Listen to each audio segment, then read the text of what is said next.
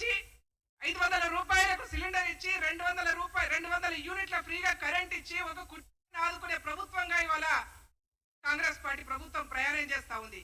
ఇంకోవైపు మీరు ఇస్తామన్నటువంటి ₹1,00,000 రుణమాఫీ చేయకుండా అనేక రకాలుగా రైతులను ఇబ్బందులు పెడితే రైతులు ఆత్మహత్యలు చేసుకొని రాష్ట్రంలో వ్యవసాయం చేసుకోవాలా వద్దా అని చెప్పే పద్ధతిలో ఉంటే ఇవాళ గౌరవ ముఖ్యమంత్రి 2 లక్షల రుణమాఫీ చేసి ఒకవైపు రైతులను ఆదుకుంటా ఉంటే ఇవన్నీ ఇవాళ ప్రభుత్వ పథకాలని చూసి కూడా వీళ్ళు ఓర్వలేకుండా ఇవాళ ఇష్టం వచ్చినట్టు మాట్లాడుతున్నారా అనిపిస్తా ఉన్నది.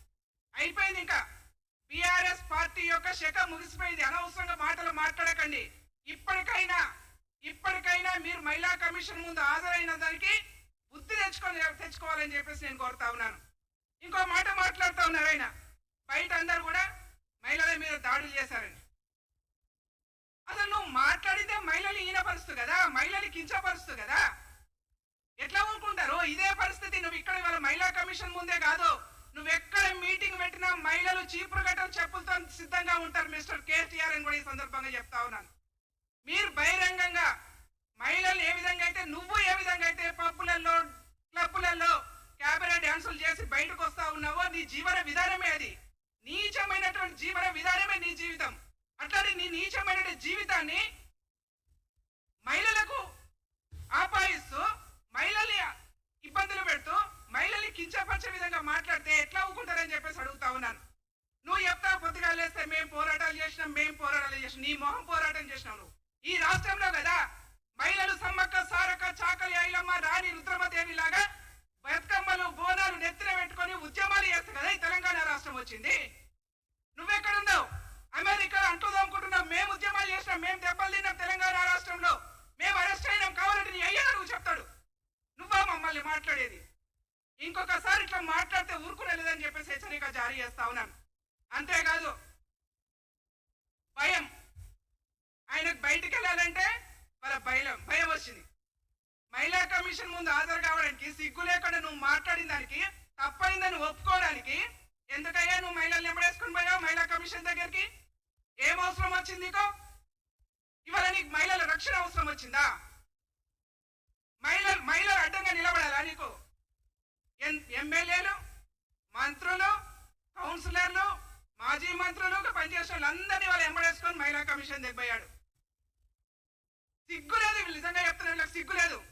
వాళ్ళ ఇంట్లో ఉన్న ఆడబిడ్డనేమో లిక్కర్ బిజినెస్ చేస్తుంది, ఈయనేమో మహిళల్ని కించపరుస్తూ ఉంటాడు. ఏం ఊకుంటామనుకుంటున్నావా? ఈ రాష్ట్రంలో పోరాటాలు చేసిన ఘనత ఈ రాష్ట్రంలో ఉంది. మహిళా లోకానికి ఉద్యమాలు చేసినటువంటి చరిత్ర ఈ రాష్ట్రంలో ఉన్నటువంటి మహిళా లోకానికి ఉంది. ఇంకొకసారి మాట్లాడితే తస్మాత్ జాగ్రత్త అని చెప్పేసి హెచ్చరిక జారీ చేస్తా ఉన్నాను. మరొక మారు డిమాండ్ చేస్తా ఉన్నాను నేను, మహిళలకు నువ్వేదో లోపలికి పోయి నేను మహిళా కమిషన్ దగ్గర చెప్పేసి వచ్చినా అయిపోయింది సంతృప్తి చెందిందని చెప్పేసి వాళ్ళ ఛానల్లో చూస్తా ఉన్నా నేను. సరే మహిళా కమిషన్ లోపల ఏమైందో నేను చెప్పదలుచుకోలేదు, కానీ మహిళా కమిషన్ చూసుకుంటుంది ఆ సంగతి అంతా. కానీ ఒక మహిళగా ఈ రాష్ట్రంలో తెలంగాణ రాష్ట్ర మహిళా నాయకురాలిగా నువ్వు బహిరంగంగా మహిళలకు క్షమాపణ చెప్పాలని చెప్పేసి నేను డిమాండ్ చేస్తా ఉన్నాను. అంతేకాకుండా నిన్న కాక మొన్న చూసాం మనం జన్వాడ భూముల గురించి కూడా. జన్వాడ భూములన్నీ కూడా ఇవి నా మిత్రుడి పేరు మీద ఉన్నాయి, నాకు సంబంధం లేదని మాట్లాడావు. నేను నిన్ననే ఇక్కడ మన గన్పార్క్ దగ్గర చూపించాను అఫిడవిట్లో 2018, 2023లో నీ భార్య పేరు మీద జన్వాడలో భూములు ఉన్నాయి. నిజమా కాదా చెప్పు? ఈ రాష్ట్రంలో 1200 మంది విద్యార్థులు ఆత్మ బలిదానాలు చేసుకుంటే తెలంగాణ రాష్ట్రం వచ్చింది. నువ్వు కొట్లాడితే రాలే తెలంగాణ రాష్ట్రం.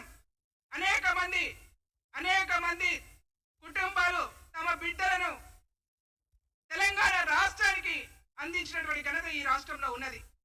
అలాంటి బిడ్డలు ఆత్మ బలిదానాలు చేసుకుంటే వచ్చినటువంటి తెలంగాణ రాష్ట్రంలో ఇవాళ నువ్వు నాయి కావు జన్వాడ భూములు అని చెప్తున్నావు కదా.